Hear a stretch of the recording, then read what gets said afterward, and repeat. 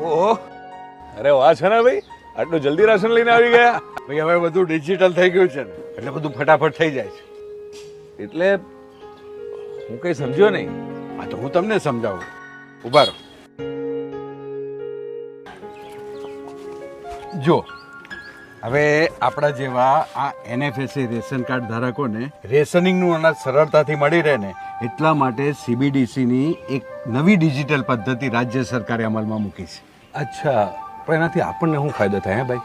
ફાયદો એ થાય કે આપણને ક્યુઆર કોડ સ્કેન કરવાથી જ અનાજ મળી રહે, બાયોમેટ્રિકની જરૂર ના પડે અને એનાથી સમયનો બચાવ થાય અને આપણે લાઈનમાં ના ઊભા રહેવું પડે. ન હોય તો આ મને શીખવાડો ને.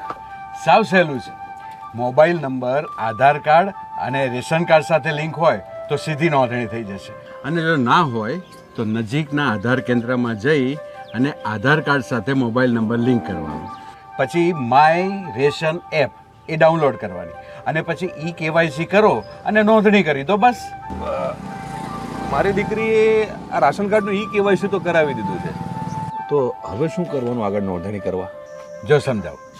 પ્લે સ્ટોરમાં જઈ અને પીએનબી ડિજિટલ રૂપી એપ ડાઉનલોડ કરી દેવાની, પછી એપ ઓપન કરી અને ટર્મ્સ એન્ડ કન્ડિશન એક્સેપ્ટ કરી દેવાની, પછી જે સિમ કાર્ડ આધાર કાર્ડ સાથે લિંક હોય એને સિલેક્ટ કરી અને બાયોમેટ્રિક અથવા મોબાઈલ પિન સેટ કરી દેવાનો. આટલું થઈ જાય એટલે એપ્લિકેશનના વોલેટનો 6 આંકડાનો પિન પણ સેટ કરી દેવાનો અને આધાર વેરિફિકેશન માટેની પ્રોસેસ કરવાની.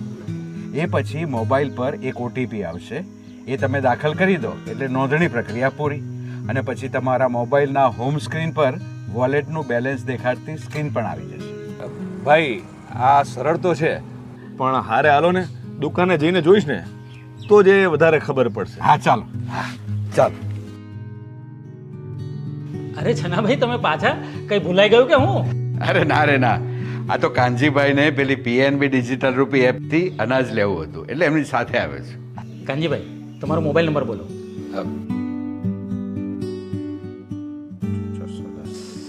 કાનજીભાઈ જુઓ, તમારા મોબાઈલ એપ ઉપર વોલેટમાં કૂપન જનરેટ થઈ જશે. હા હો, થઈ. તો લો, ક્યુઆર કોડ સ્કેન કરો એટલે તમને કેટલું અનાજ મળશે, તમારે કેટલા પૈસા આપવાના છે એ બધું જ દેખાશે અને હવે એમાં રિસિપ્ટ પણ આવી ગઈ હશે. જુઓ.